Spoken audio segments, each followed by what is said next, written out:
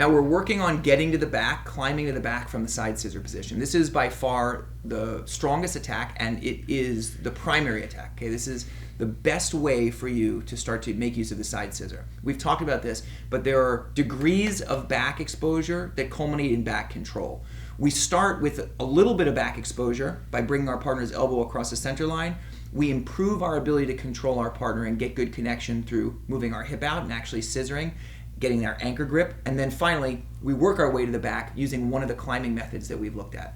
Once we're there, we've seen that we can break our partner down using two different methods, right? One is a one-on-one wrist and the other is a power half. Those are both very reliable ways of breaking our partner down that keep us connected to our partner's back with our chest, all right? So that's always very good. But there are going to be times where that's not possible. You feel like your partner has a strong base, breaking them down is too difficult. Maybe your balance is off, or they're just they're making it very hard. So from any of our grips, we draw our partner forward. We have initial back exposure here, but we can improve our look at our partner's back by creating an angle here, anchoring, then from here climbing our way up until we're around behind our partner.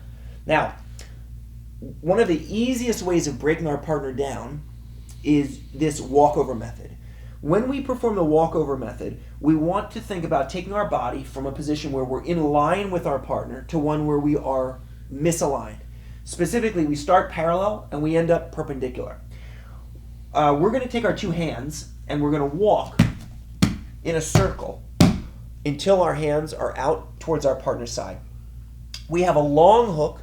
The outside leg, the free leg, is going to slide until it goes over the top of our partner's shoulder. Then from here, we're simply going to twist our hips. As we twist our hips, we're going to turn and we're going to place our right foot here on the mat. Now from here, we've been able to take our partner down and break them down to their side. You'll notice that in this process, you'll lose contact between your chest and your partner's back. That's fine. It leads you to other good attack opportunities. From here, one of the very best is a gift wrap. So we land with our foot down, anchoring our partner's hip. We're going to make sure that our chest, not our chest, but our hips are behind our partner's back. Immediately, we take our right hand, and we're going to take it to our partner's top wrist, and we're going to pass our partner's wrist from this hand to this hand. Now that we're here, our right hand's going to go through, and we're going to lock up a figure four. So we have our left hand controlling our partner's wrist, our right hand controlling our wrist. When it comes time to take your partner over, there are two different ways you can go. The most common one is where we tuck our leg and we fall backwards. Okay? When you do this, it's very important that as you go, you do not separate your body from your partner's body. Okay? This is one of the most common mistakes that we see from transitioning out of a position like this seated gift wrap into the back. If you allow your partner's back to turn towards the mat and you try to roll, you're always going to find that you lose the connection that you need in order to keep their body to you. Okay, there are other things you can do from here, but you can see this position now, I have very little connection to him. And if he manages to turn up on top of me in the process, it's not the end of the world. We're back into a position where we do have some back exposure, but certainly it's not as good as where we were. We went from a good position, we were on our partner's back, then we were in a variation of the mount, and now all of a sudden we're back on the bottom. So we don't want this.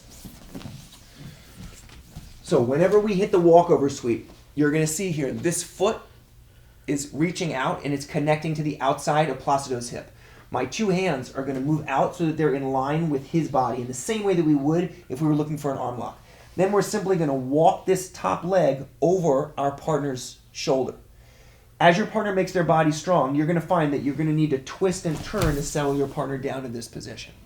Immediately, as soon as they land, you can see we have a connection between our leg and our partner's back. We don't allow our partner to drop so that their back is totally on the floor. We take our top hand and we're going to feed it directly to our bottom hand. Now we can lock up the figure four. When you do go to roll, it's helpful oftentimes to push your partner forward and then place your chest behind your partner's back. Now when we roll, we both turn the same direction. The bottom leg tucks underneath, and then we're both going to roll so that we face the opposite direction. We're going to turn together until we're both on our right sides. Now that we're here, we can lock up the figure 4 and go on the attack behind our partner. So starting from a different angle here, let's see if this is going to do it. We choose any of our methods, pass our partner's arm across the center line, anchor, side scissor, climb, and we end up in a position like this. We take our hands and we walk them around the corner so that our body goes from being parallel to perpendicular. We take our leg up over our partner's shoulder and we just put our knee on the floor. Okay, don't step your foot here. This is not what we're looking for. We're looking to take our knee up over the top of our partner's shoulder so all of their weight goes onto this side.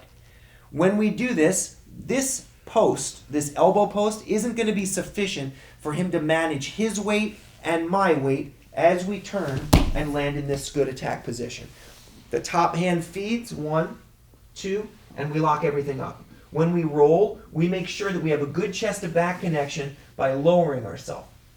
If you try to roll with your chest off of your partner's back, it's often very difficult. So you can see from this angle, we're going to go forward a little bit, then we're going to make an adjustment so that we put our chest on our partner's back. Now when we roll, we make sure that we roll together. If I roll and he doesn't roll, it's no good. So we both roll together and we land secure behind our partner.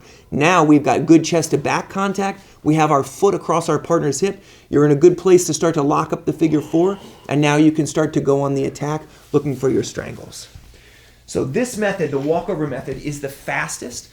It does suffer from one key problem, which is your partner has an open base on that side.